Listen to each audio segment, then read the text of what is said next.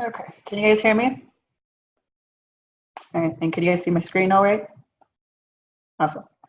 Okay, so whenever you're ready to start recording, I am ready. Okay, so first of all, my name is Rosie. Right now I'm in Monteverde, Costa Rica. I did my student teaching at the Cloud Forest School, or the Centro de Educación Creativa.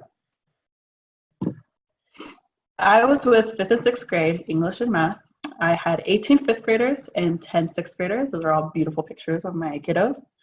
Of my students, I only had one student that was bilingual fluently in English and Spanish because his mother is from the States and his father is from Costa Rica.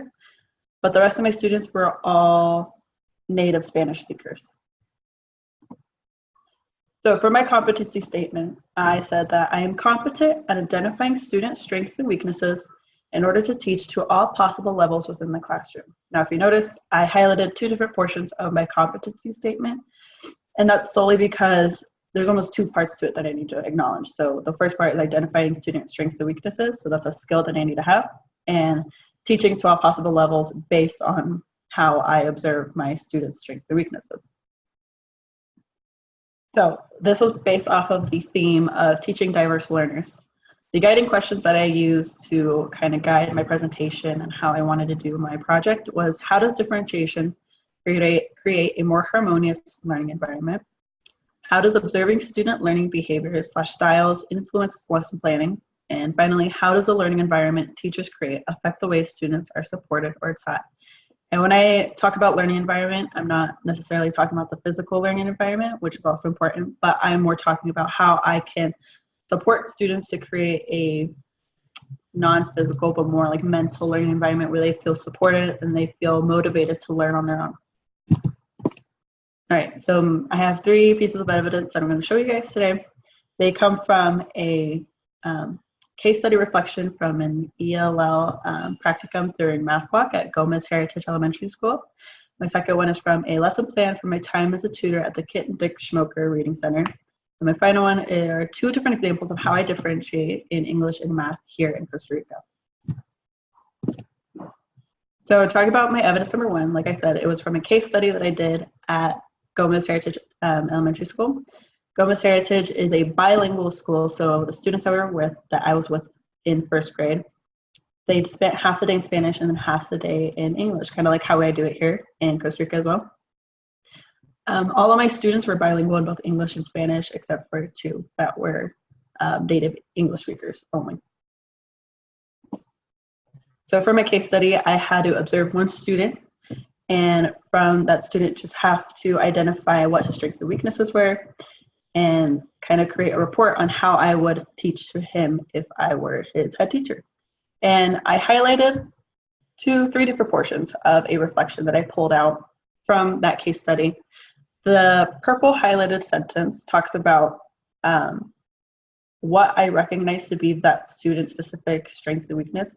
If it says he knows what words should be used in specific situations, but when it comes to spelling and grammar, he could use some help.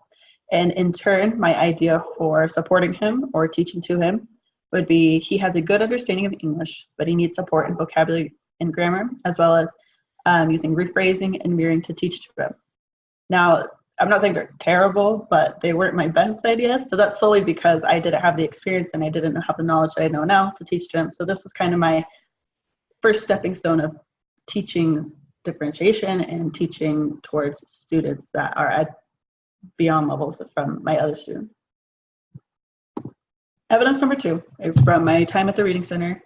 I was working with one student to improve her reading, writing, and comprehension.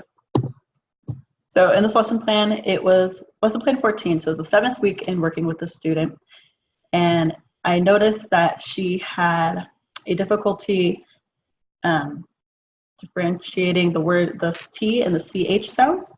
So when it came to writing, it really affected how she spelled, because to her, those 2 sounds were the same. So I decided that something to help her outside of what was already programmed into our tutoring sessions would be a game that would help her acknowledge the difference between the T and the CH sounds. So in our game, I set up a muffin tin, and in each little tin part, I had a sticky note with a word that either started with T or CH, and she would have to throw a ball into the muffin tin. Wherever the ball landed, she would have to read that word, spell it, and continue on, and that would be like her point. I found that it helped her for a while. Looking back at it now, I found that it was one-dimensional and only covered one skill. If I wanted to continue on with that, I could have done other kinds of practice, so that would deal more with the oral part of it and the auditory part of it. So in this example, distinguishing that she had trouble with the T and CH sounds was me identifying a strength and a weakness, and then creating that activity was kind of my my reflection or my next step based on that. And it was an improvement from my first example, but there's still work that I could have done for this example. So for my final piece of evidence, it's from my time here in Costa Rica. So whenever I go to create an assignment in English class for my 5th grade, I have to differentiate into 3 different parts. Something that I mentioned in our meetings before is that we don't have a set curriculum here. So whenever I go to do something, it's kind of based on my own interpretations and how I feel I need to do it. So for example, this is like a practicing sentence writing and practicing kind of vocabulary. So I have a beginning level, intermediate level, and then high level English worksheet. So at the beginning of the year, I noticed that my students were at way different levels, and it was impossible to teach to everybody. It was so hard. So I did my own kind of evaluations of them, and I grouped them into 3 different groups. And based on that is how we work for the rest of the semester. So going on this first one, you'll notice that in this first beginning level worksheet, I have students just organizing these words to create a sentence. So this is challenging for them, and it creates something that they will learn from. So in the bottom, when we go to write sentences, I found that the who, what sentence pattern helps my students a lot. So starting with a who and then ending with a what. So Rosie eats, Samuel jumps. That really helps them, and it clicked with them. So that's something I've been running with. And that's the second part of this worksheet.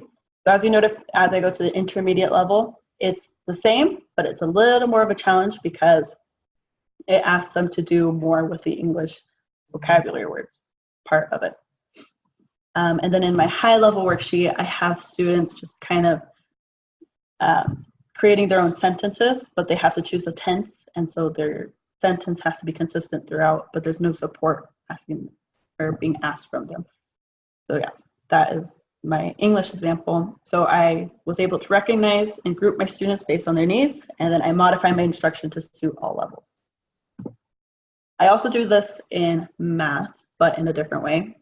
When I walked into the classroom, I found it very hard to teach any high level of math. It really wasn't that high level of math, but anything beyond adding, subtracting, dividing, and multiplying was difficult for my students because they never got those base skills. So what I did with the help of my previous CT was create what we called a foundational math drills. So one day out of the week, we spent with our students practicing those 4 major skills, but we had to be student-led. So our students created goals, they knew where they were at, and they knew what they wanted to do. So this was another example of knowing where my students were at, and based off of those needs, modifying our instruction to fit that. All right, so going from those 3 evidences to where I am now, I found that my synthesis, or the main thing that I pulled throughout all 3 of these, were that students should not be expected to work up to a specific level, but rather be met where they're at and grow from there. And that's really the job of a teacher, and that's such a big responsibility that sometimes I feel is overlooked and isn't really put that great of an importance on. From my time here at Costa Rica, I found that it's one of the biggest messages and takeaways that I've gotten here is how I want to treat my students and how based off of that is going to affect them. My second kind of piece that I pulled from this is that making what can seem like a minor change can make a world of difference. So when you notice on those first English worksheets, the beginning level and the intermediate level were kind of similar. They had like maybe minor changes to make it a little more difficult, but that tiny minor change empowered my students so much that they were proud to come up to me and be like, look, I finished this, or like, look, I had trouble with this, but I completed this. And that kind of changed our whole classroom culture because they felt confident in what they were doing and they felt challenged, and it just worked really well. In my reflection, I wrote that I've learned that I value and enjoy teaching in a differentiated way. And again, it's probably going to always come back to my experience here, but differentiation is just such key, whether it be that because your students are at different levels or just knowing your students so well to know that what they need and wanting to meet them there. I've learned that it's okay to ask for help. This is a major key.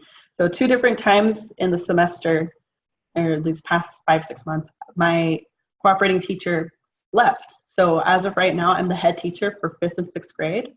And I've had to ask for a lot of help from different people, just asking, hey, I'm having trouble with my students.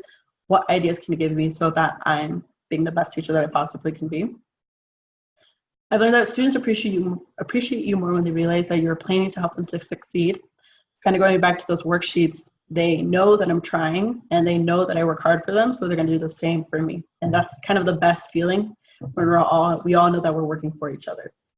And then finally, I've learned that there's still so much to learn about differentiation. What I've learned here is based on my own experiences. I haven't really had the outside professional growth to kind of support me in that, but it's something that I look forward to. And then in the future, of course, I'm going to continue to assess and differentiate to my future students. It's now a part of me as a teacher and my identity as a teacher, and it's not going to go away anytime soon. I would like to be in an environment where I will continue to be challenged with differentiation, but also where I'm receiving support to grow my knowledge. So kind of building off of the same thing that, yes, I would like to learn more, but I want to be guided in a way that builds my skills rather than has me kind of hanging out in the open and trying to figure it out for my own. And then finally, I've scraped the surface of differentiation, but I'd like to learn more about those different strategies that could be implemented into the classroom. It's really going to be a common theme throughout my whole teaching career, differentiation, and it's just so important to me, and I can't wait to continue to do this. So, yeah, any questions for me? Okay, Rosie, I think we're all jealous that you are in Costa Rica. We are here in snow, so lovely, lovely snow.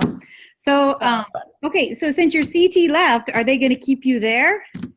They've offered me a job. They've been offering me a job for the past 2 months, but it's a really hard environment to work in, and it entails a lot of inner strength and mental strength. And if it hadn't have been so hard the past 6 months, maybe I would have accepted it. But right now, I just kind of need a break and I need a little more structure and I need, to go back to something that maybe I know. But they said that whenever I want to come back, I always have a job.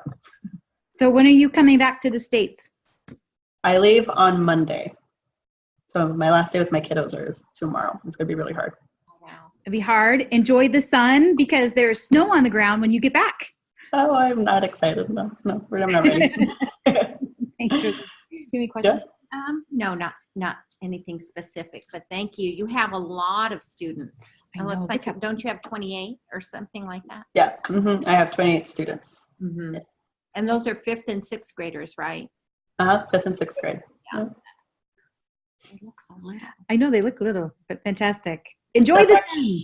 Thank you. That's actually in the backyard of our school because it's an environmental focused school. So we're in the mountains, so it's just kind of like a walk behind our classroom. Very cool. Here we would knock that down and put a big old cement. I know. That we do here. Seriously.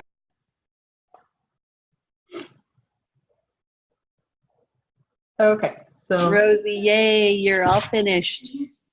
Feels great. Yes. I'm going to stop recording. Okay. And I think they're going to take